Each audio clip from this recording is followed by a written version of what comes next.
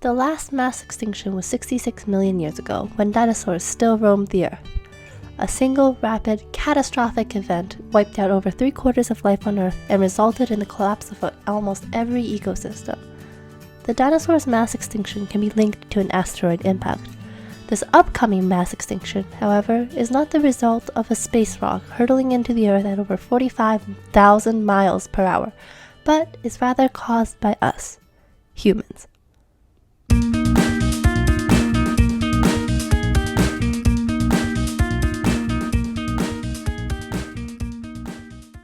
Our actions directly influence the climate. Most notably, they increase the amount of greenhouse gas in the air.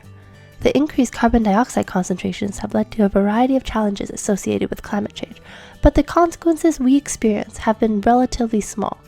This is because the ocean has been acting as a carbon sink, essentially a sponge that absorbs CO2 from the atmosphere.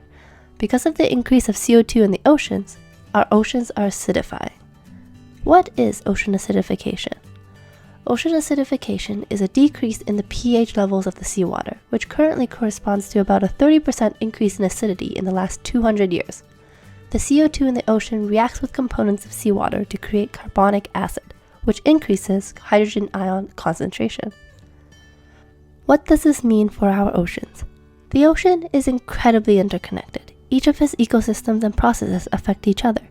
The impacts of acidification can effectively ripple throughout these oceans with the ability to alter entire ecosystems. At a microscopic level, populations of phytoplankton are feeling the effects of acidification. Lower pH heavily impacts mollusks, with cell dissolution happening in oysters, shellfish, urchins, and sea butterflies. Ocean acidification also increases the damaging effects of local stressors like pollution and agricultural runoff. Coral bleaching is the process of coral reefs dying, which drastically reduces marine biodiversity, since coral is a habitat for many marine organisms. Due to the rise in acidity, the coral reefs around the world are dying. It's reached the point where scientists are calling these events the next mass extinction. We are not immune to these effects of climate change. Coral reef deterioration will reduce the amount of coral that absorbs the blow from storm surges and extreme weather events for coastal communities. Coastal flooding will increase. The shellfish industry will decline and push more coastal communities into economic collapse. The amazing thing is, people everywhere are finding solutions. Dr. Emily Hall, a senior researcher and ocean acidification expert at the Mote Marine Laboratory and Aquarium in Florida, found that species of coral, such as stagcore coral, have already adapted ways to withstand conditions associated with climate change, including ocean acidification. This is through a process called adaptive radiation. Ecosystem restoration can also combat the harmful effects of climate change.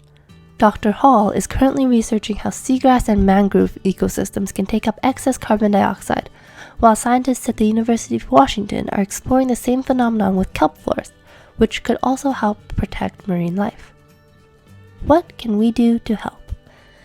If business continues as usual, CO2 emissions will increase and vulnerable species will fall prey to our acidifying oceans. Unfortunately, the solution isn't as simple as biking to work. But if we start biking, we can inspire and educate others on this issue. A lot of people biking to work, eating sustainably, and composting does make a difference. Many people are unaware of ocean acidification and would be motivated to care about the problem if they understood it more.